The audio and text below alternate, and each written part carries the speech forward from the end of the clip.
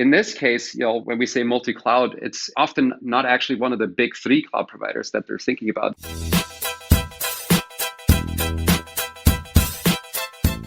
Welcome to Screaming in the Cloud. I'm Corey Quinn. I'm joined this week by Tobi Knaup, the co-founder and CTO of D2iQ, which you probably have not heard of, and which used to be called Mesosphere, which you most assuredly have.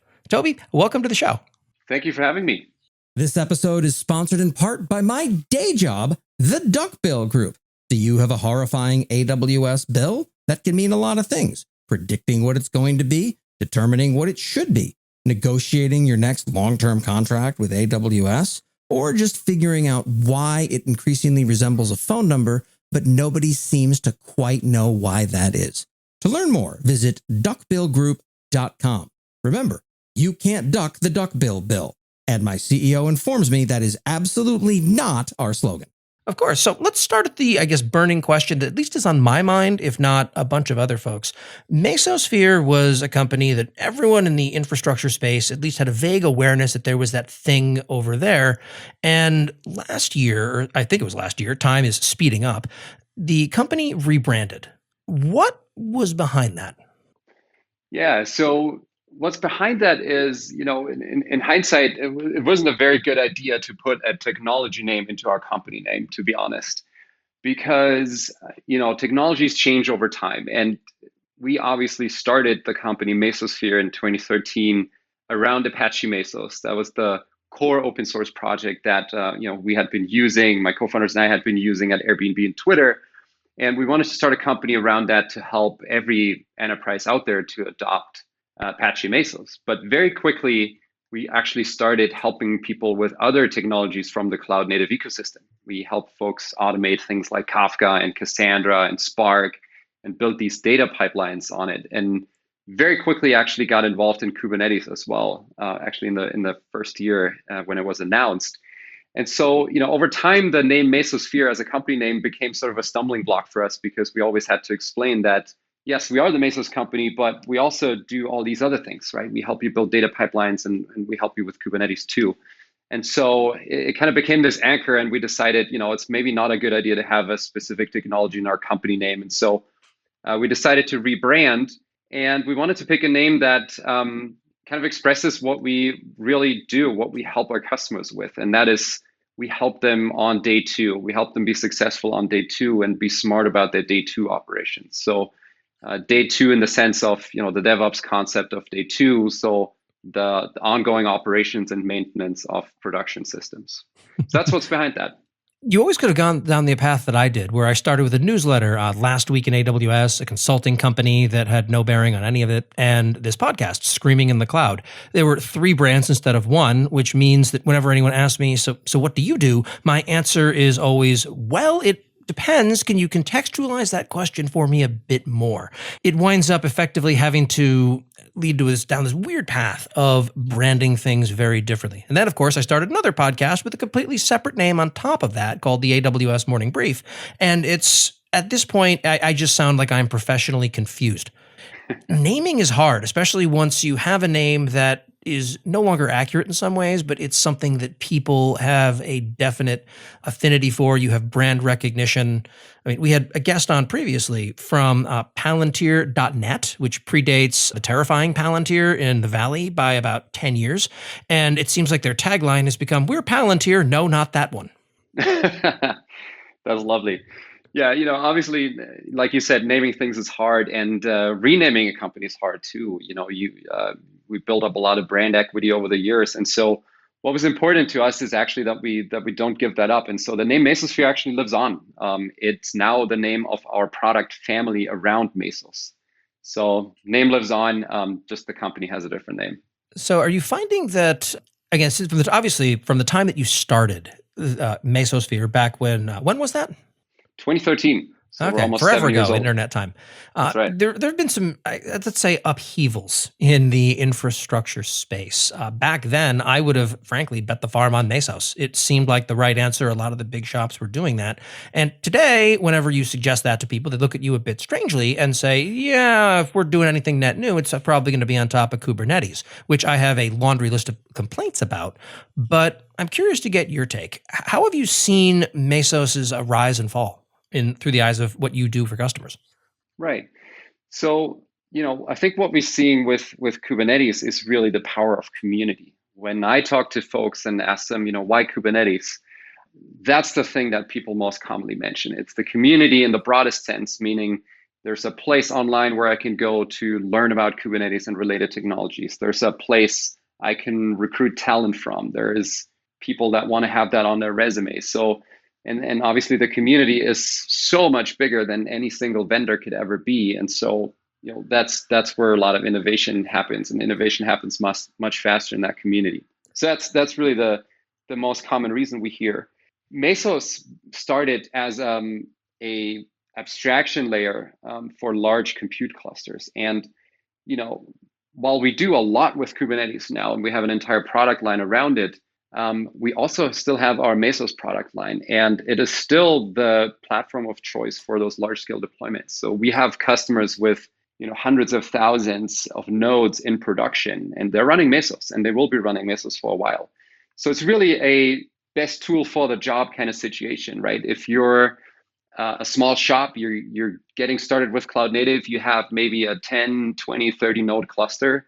That's 20, 30 nodes is where we see most clusters out there in the industry. Mesos may be not the right choice because it is built for scale. And so what we said is, hey, let's offer our customers what they want. Let's give them Kubernetes. Developers want that, and we still keep the Mesos platform for those large scale deployments. Are you seeing net new activity around Mesos in 2020? We do actually. So one thing that we built that we invest a lot of time in over the years is helping customers automate data services, right? Building end-to-end data pipelines with Kafka, Spark, technologies like that. And the experience that they get around that on Mesos doesn't exist the same way yet on top of Kubernetes. We're working on making that happen. And obviously, there's a lot of activity around building Kubernetes operators. There's various different approaches to building operators. We started an open source project about a year and a half ago called Kudo that aims to make building operators very easy. It's based on our learnings on top of Mesos. And so, the ecosystem is going to get there, but it's not quite there. And so we're actually seeing a lot of people still start new projects around these data infrastructure projects on top of Mesos.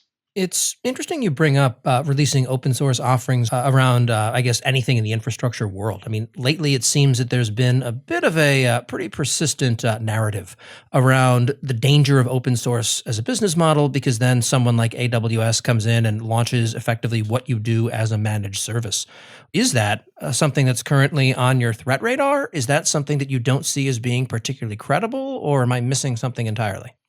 So it's definitely on our radar, and I think there is, while this is a threat that everyone's facing, there are also opportunities to build differentiated product for maybe a different use case for a different customer demographic. So what we see a lot these days is folks wanting to run any combination of hybrid or multi-cloud scenarios, right? So they want a public cloud-like experience like they can get from AWS, but they want it on the infrastructure that they choose. So we see a lot of activity. We work with a lot of customers that have industrial IoT use cases, right? So let's say they have a manufacturing plant, a factory where they have thousands or tens of thousands of sensors that produce data in real time that they need to process and do things like predictive maintenance, finding outliers in the sensor data and things like that. Those factories are often in areas where they don't have a high quality connection to the cloud. So it's not feasible to send all that data in real time to a public cloud. You have to kind of process it locally. And so essentially what those customers need is they need a mini edge cloud, right? They obviously don't have highly skilled cloud native engineers in every one of their manufacturing plants. And some of those people have, over 100 of these plants. So what they need is really a public cloud-like experience sort of in a box that they can deploy on the edge. Now, they also want to run a bunch of infrastructure on the public cloud, and they also want to run a bunch of infrastructure on their existing data centers. So how do you do that? How do you operate, pick Kafka as an example, or Spark, in a consistent way across all of these platforms? That's one thing we're focusing on, and where yes, you can go to AWS and you can get a managed Kafka, but you can't get it in a manufacturing plant or in an air-gapped case, right, where you don't have any internet connection. So there's still a lot of these use cases out there, and that's how we differentiate, or it's one way we differentiate.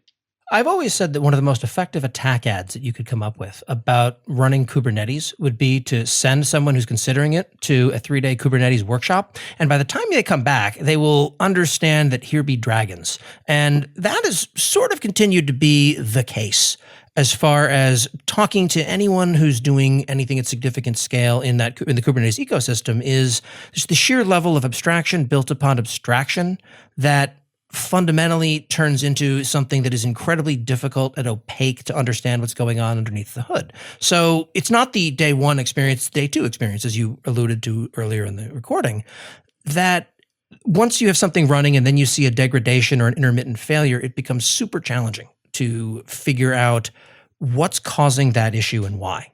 That's absolutely right. And the typical journey that we see a lot of people go through is, something like they decide to do cloud native, they decide to do containers, or their boss tells them to. They go on the internet, they go on Stack Overflow or wherever, and they find Kubernetes.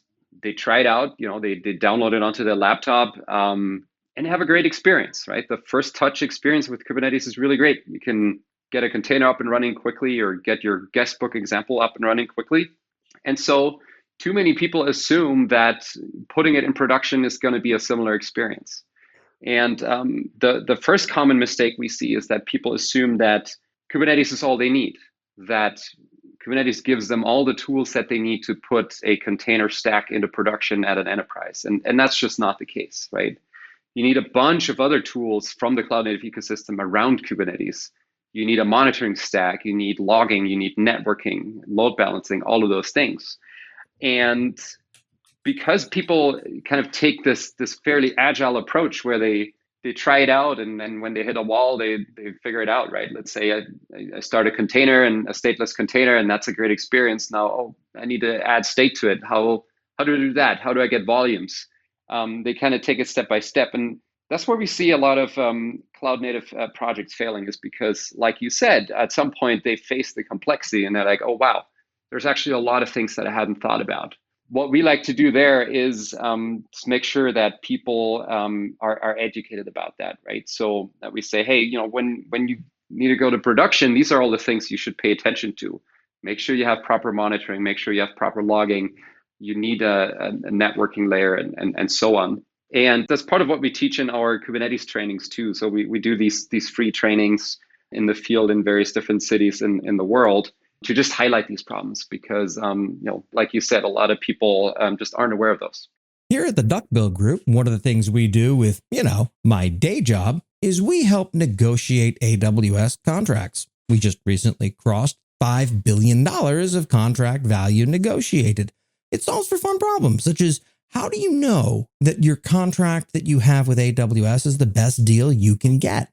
How do you know you're not leaving money on the table? How do you know that you're not doing what I do on this podcast and on Twitter constantly and sticking your foot in your mouth? To learn more, come chat at duckbillgroup.com. Optionally, I will also do podcast voice when we talk about it. Again, that's duckbillgroup.com.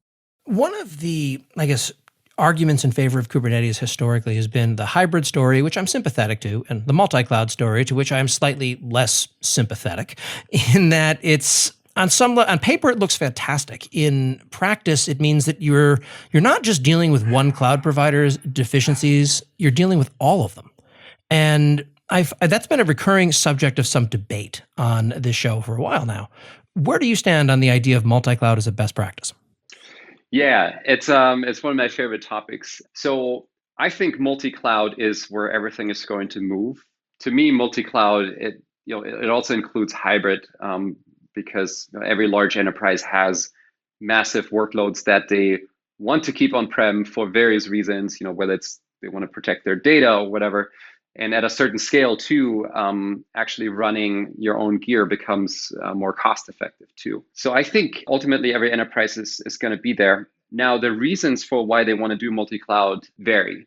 And I think a lot of folks, when they hear multi-cloud, the first thing they go to is, oh, I'm going to have this abstraction layer, Kubernetes, or whatever it may be, and I'm going to dynamically move my workloads around, and I'm going to look at where the costs are optimal, or I'm going to optimize for other things. That's typically not the main reason why people do that. Although we are working with some customers that are fairly sophisticated that are literally doing that. They're watching the spot instance price market on all the different cloud providers, and then hour by hour decide where things should go. But that's only a handful, and they're sort of ahead of the pack. They're fairly sophisticated customers. For most folks, the reasons are something different. We work with a lot of companies that work globally, that work in a lot of different countries and jurisdictions. And so they need to take a look at data privacy laws and regulations around that. So when the infrastructure they stand up in China, that data that they process there for their Chinese customers can often not leave the country. So they need to run on a Chinese cloud provider.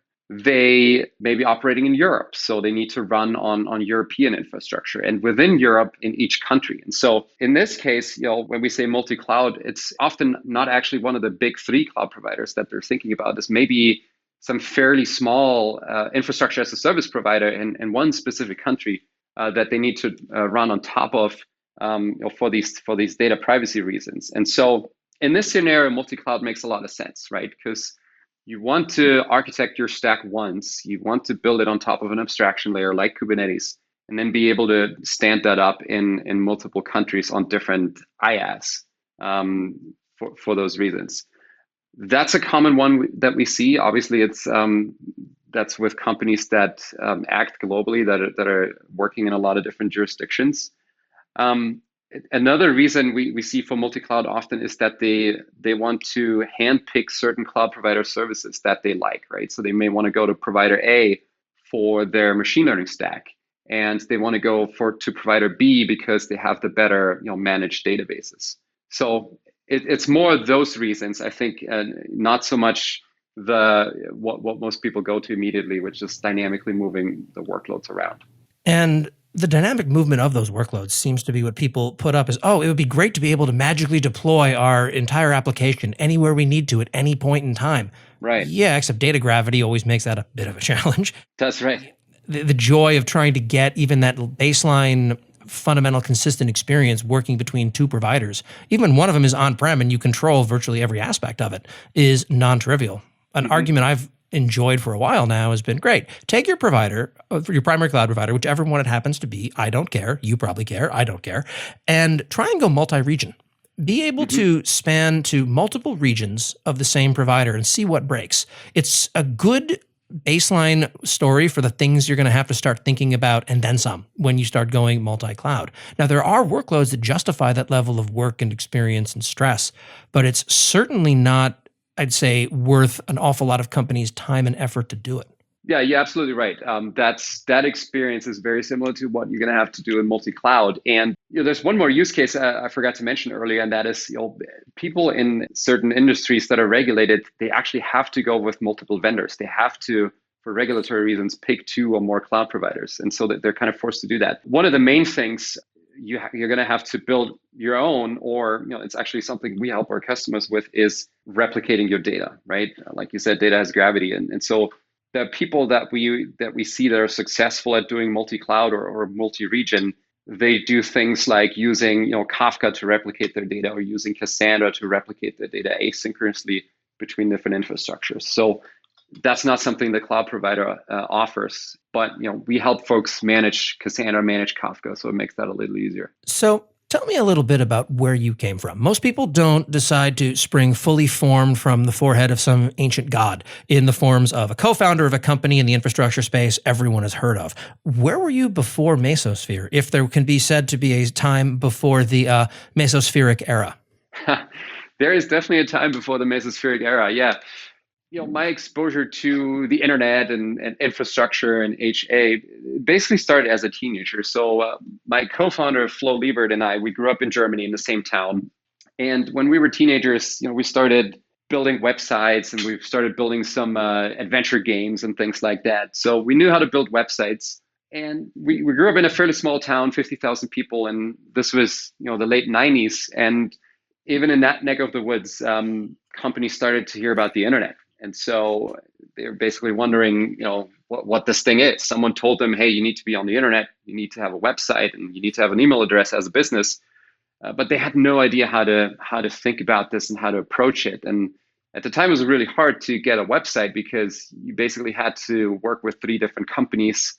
You had to find someone to design it for you. You had to find someone to program it, and then someone to host it. Those were typically 3 different companies. And so what Flo and I did is we said, hey, we know how to build websites and we know how to run Linux servers. We just did, dabbled with that on the side. And so we actually convinced my mom to register a company, and so we could program websites for people and host them. So that was sort of our first experience with infrastructure. And even back then, we did HA things. We bought 2 servers, not one. One would have been enough to host all of our clients, but we wanted it to be highly available. So got some experience with that, running Linux servers, running production infrastructure.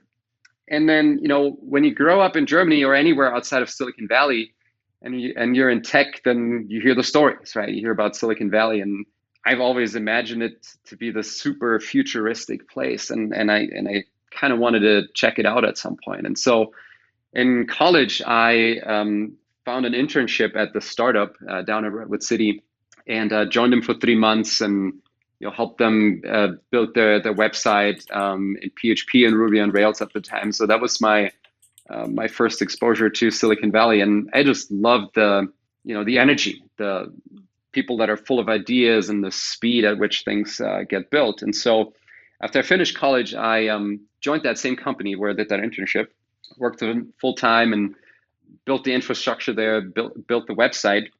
And then my next job was Airbnb. I joined them pretty early on as engineer 4, and so wore a lot of different hats there. And one of the things I did there is also design and build the infrastructure for their massive growth.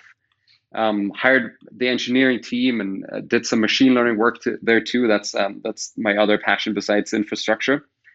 And at Airbnb, that's when we started using Apache Mesos. We built data infrastructure there based on Apache Mesos, which my third founder, Ben, was working on at Berkeley at the time.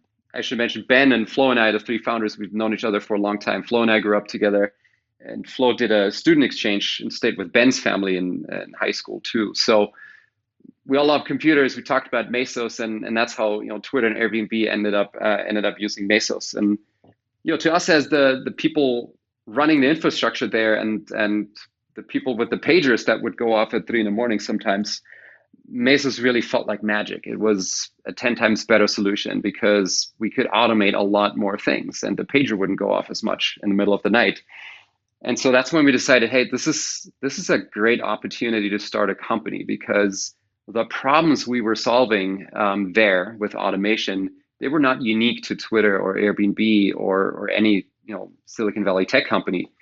They were infrastructure challenges that every company would face at some point. And this was around a time when this idea of software is eating the world, that Mark Andreessen wrote about, I think in 2009. That was still fairly new. But we saw that every company, whether it's a bank or an insurance company or a car manufacturer, will have to run large-scale cloud infrastructure at some point. And in fact, in order to stay competitive in the future, they're going to have to use some of the same technologies that the best software companies in the world are using. And so that's where we saw the opportunities. We saw that we had this tool that automated a lot more things and made infrastructure more robust and scalable and cost effective. The only challenge at the time was, it was an open source project. There was only a few people in the world that knew how to use it. And so we decided, let's form a company around it. Let's build an enterprise product around the open source core. And well, that's how Mesosphere was formed in 2013. I have vague recollections back in the dawn of my version of the era of computing. We would configure a core switch at the office I worked at. Then we rented a van, and a few of us on the tech ops team drove it down to the data center about 30 miles away and did the installation. And we learned a few things. One, we are super crappy movers. Two, it is vaguely disturbing that the company decided not to spring for professional, insured, bonded movers for this. And thirdly, there's something very surreal about loading a piece of computer equipment that fits in a rack, 2 or 3 of you can lift it up, into the back of a van, and that van costs less than the Switch does. It was still such a strange and surreal experience. You don't get to experience that in the world of cloud in quite the same way, but it's more than made up for it with the other hilarious and sarcastically disturbing things that it has exposed for us. Yeah, absolutely. I think interacting with real hardware in a real data center, it's an experience that really shaped how I think about stuff.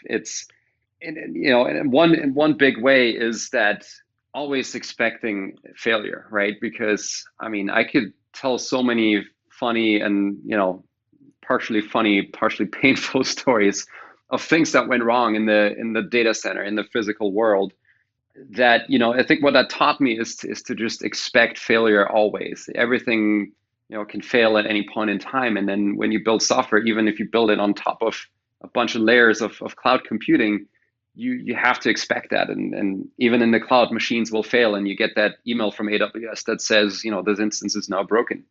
And I think if you don't have that experience, racking and stacking gear and seeing a bunch of physical failures, you might not think about it the same way. So I wouldn't want to miss that experience. But yeah, like you said, there's all kinds of other funny behavior that happens in the cloud. It's just abstracted away by a bunch of layers. But I've lived through some funny cloud outages there too, where packets went in a circle, and then that caused EBS to go crazy and all kinds of fun stuff.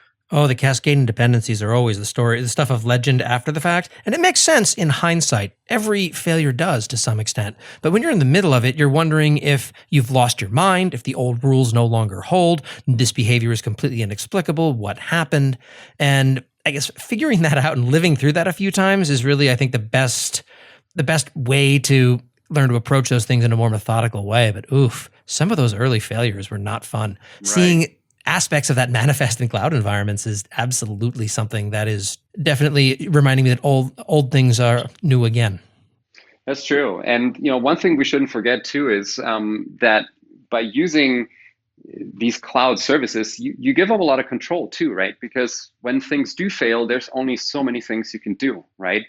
APIs may all of a sudden be read-only, and you cannot restore your database from a backup all of a sudden, or you cannot promote your read-only database to a master instance all of a sudden. So there's definitely that aspect too, which that was much easier in the when we were running our old gear. You're in full control, right? You control the whole thing, and if you want to do something crazy to try and fix a problem, you can do that. Can't do that on the cloud. So last question, I suppose, before we wrap this up. I made a prediction about a year ago. I said 5 years now. So we have 4 years to go, where I argued that in 4 years now, nobody is going to care about Kubernetes. And my argument was not that it's going to dry up, blow away, and be replaced with something else, but rather that it or something like it is going to slip below the surface of awareness. Just like we don't have to worry about what kernel version we're running on an operating system anymore, we won't care what's handling orchestration in our various data centers and cloud providers. Do you think that is an accurate prediction, or I'm going to be eating some crow? No, I think that's absolutely accurate. It is a substrate. It's becoming a substrate, and unless you're directly involved in adding features to Kubernetes, or you're using it in some other way where that requires you to make changes to it directly, you're probably going to use some other higher level API, right? You're probably going to be interfacing with a CI/CD system as a developer, and maybe that it's Kubernetes under the hood, just like right now that it's Linux under the hood, but you're not really interacting with it directly that much. Or if you're a data scientist or you work in the data infrastructure world, you're much more likely to use a tool like Kudo to deploy that service versus trying to piece together your Kubernetes primitives in order to stand up that service. So I absolutely agree with that. I think that's a trend. It's sort of this wave, this abstraction layer wave that's always behind us, and then or the rising tide of abstractions. And so I think the same thing will be true for Kubernetes. I think most folks out there, individual developers or end users of a platform, they'll know that it's there, but they're going to be talking to other APIs at different levels. And we're seeing a lot of activity around CI/CD right now. I think things like Argo and Tecton are super exciting. There's a lot of activity around that, and people wanting to use GitOps approaches to deploy their software. So I think those are some of the signs that we're seeing of the abstraction layer rising, and then of course serverless too. So if people want to hear more about your thoughts on these and other topics, where can they find you? So they can find me on the usual places. I'm pretty active on Twitter. I'm on LinkedIn. I give talks at conferences sometimes. Those are some of the first places to find me. Excellent. Thank you so much for taking the time to speak with me today. Absolutely. Thank you so much for the opportunity. Tobi Knaup, CTO and co-founder of D2iQ, formerly Mesosphere. I'm Corey Quinn, and this is Screaming in the Cloud.